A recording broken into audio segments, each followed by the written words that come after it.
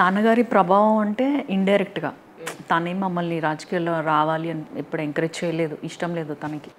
Politics ఎట్లా ఉంటాయో తెలుసు కాబట్టి.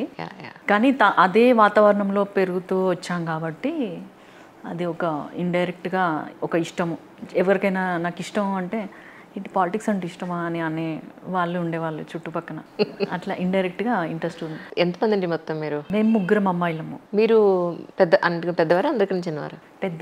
మిగతా ఇద్దరు ఏం చేస్తున్నారు? ఇద్దరు, నేను డాక్టర్, మా హస్బెండ్ డాక్టర్, వాళ్ళిద్దరు సాఫ్ట్వేర్, వాళ్ళ హస్బెండ్స్ సాఫ్ట్వేర్. సో డాక్టర్గా ఏమి ప్రాక్టీస్ ఏం చేయట్లేదు? చేశాను, గవర్నమెంట్ డాక్టర్గా కూడా 6 years వర్క్ చేసి జస్ట్ లాస్ట్ ఎమ్మెల్యే ఎలక్షన్స్ అప్పుడు రిజైన్ చేశాను. డాక్టర్గా ఒక మెంటల్ సాటిస్ఫాక్షన్ ఉందా, ఎంపీగా సాటిస్ఫాక్షన్ ఉందంటే ఏం చెప్తారు? అంటే నాకు తెలియకుండానే డాక్టర్ అనేది చాలా సోషల్ యాక్టివిటీస్ చేయడానికి హెల్ప్ అయింది. ఇప్పుడు కూడా నేను హెల్త్ అండ్ ఫ్యామిలీ వెల్ఫేర్ అని మాకు పార్లమెంట్ స్టాండింగ్ కమిటీస్ ఉంటాయి. సో ఆ నాలెడ్జ్ అంతా ఇక్కడ తీసుకొచ్చి పెడుతున్నాను. ఓకే.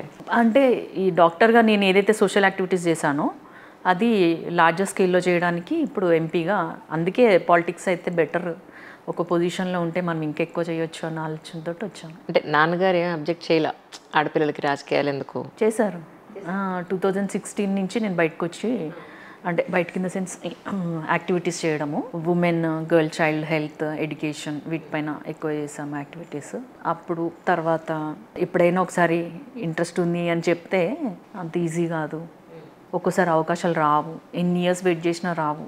40 years చేసిన వాళ్ళకి కూడా ఏ చిన్న పొజిషన్ రాకపోవచ్చు, లేదా అప్పటి వరకు పొలిటికల్గా తిరిగిన వాళ్ళు ఉండరు కదా కొందరు, ఒక్కొక్కసారి సడన్గా ఎంట్రీ ఇస్తారు, వాళ్ళకి అట్లా కలిసి వస్తుంది, చాలా అన్ప్రెడిక్టబుల్ అని చెప్తూ ఉండేవాళ్ళు. అంతేగాని ఆడపిల్ల రాజకీయాలు వద్దని అనలేదు. అట్లేమనలేదు, కానీ వాళ్ళకి ఎలా ఉంటుందంటే మేబీ వీళ్ళు తట్టుకోగలుగుతారా, నేను ఇన్ని హార్డ్షిప్స్ తట్టుకున్నాను అంటే, మా కొడుకైనా కూతురైనా అదే చెప్పేవాడేమో, నాకు అదే చెప్పినారు. వాట్ అబౌట్ అమ్మ అండి? తనకి ఎలా ఉండేదంటే, మా ఫాదర్ గవర్నమెంట్ లెక్చరర్గా చేసి రిజైన్ చేశారు ఆఫ్టర్ 12 years. అప్పుడు మేము ఇంకా చాలా చిన్నపిల్లలము, ముగ్గురం అమ్మాయిలము. సో చాలా కష్టాలు ఉండేవన్నమాట.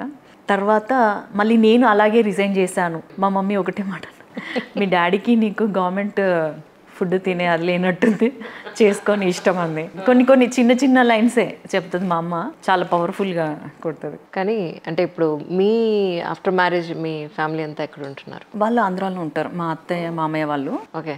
వాళ్ళది బాపట్ల.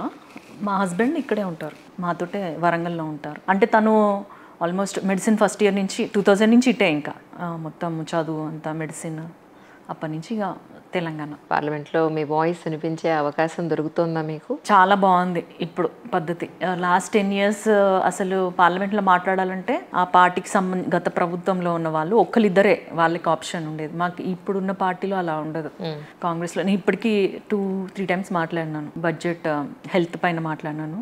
తర్వాత క్వశ్చన్స్ అడగడం జరిగింది. సో మాట్లాడడానికి అవకాశం ఉంటుంది, అరవడానికి అవకాశం ఉంటుంది.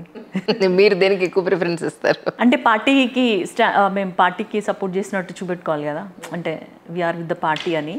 ఏదన్నా ఇప్పుడు ఫర్ ఎగ్జాంపుల్ రీసెంట్గా అంబేద్కర్ మీద కూడా అన్నారు, అమిత్ షా గారు రాజ్యసభలో అన్నారు, డిగ్రేడ్ చేసి మాట్లాడడము, ఇట్లాంటివి వచ్చినప్పుడు మేము ప్రతిఘటిస్తాం అనమాట. అంటే ఇప్పుడు ప్రస్తుతానికి తెలంగాణలో కాంగ్రెస్ గవర్నమెంట్ ఉన్నప్పటికీ మీ ఉద్దేశ ప్రకారం ప్రజలు కోరుకున్న మార్పే, ఇక్కడ వేరే ఆప్షన్ లేదు కాబట్టి వచ్చిందనే వాళ్ళు కొంతమంది ఉన్నారు, ఈయన వచ్చిన తర్వాత పెద్దగా డెవలప్మెంట్ ఏం లేదు అనేవాళ్ళు కొంతమంది ఉన్నారు. సో ఈ రెండింటిని మీరు ఇలా ఎక్స్ప్లెయిన్ చేస్తారంటే ఏమంటారు? ఒకటి, ప్రజలు కోరుకున్నారు, నిజమే మార్పు కోరుకున్నారు. ఒకటి 10 years అన్నప్పుడు ఆబ్వియస్గా చాలా ప్రభుత్వాలు మారిపోతాయి, అదొకటి.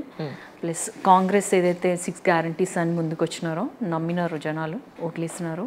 బట్ ఇప్పుడు ఏదైతే సంక్షేమ పథకాలు నడుస్తున్నాయో ఏమవుతుందంటే, మేము వాళ్ళు ఎంత విధంగా ఇది రావట్లేదు అని ప్రచారం చేపిస్తున్నారో అంత ఎత్తున మేము ఇవన్నీ వచ్చినాయి అని చెప్పుకోలేకపోతున్నాము. మన స్టేట్లో ఫస్ట్ టైం 1931లో క్యాస్ట్ సెన్సస్ జరిగింది.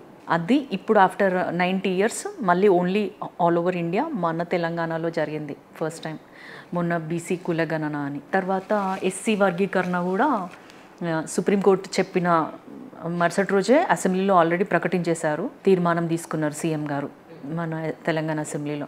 దాని ప్రకారమే within no time SC వర్గీకరణ పైన కూడా స్టాండ్ ఇచ్చారు. దాని గురించి కూడా మన ప్రపోజల్స్ పంపించడం జరిగింది. సో అది కూడా మళ్ళీ తెలంగాణలోనే ఫస్ట్ టైం చేసాము.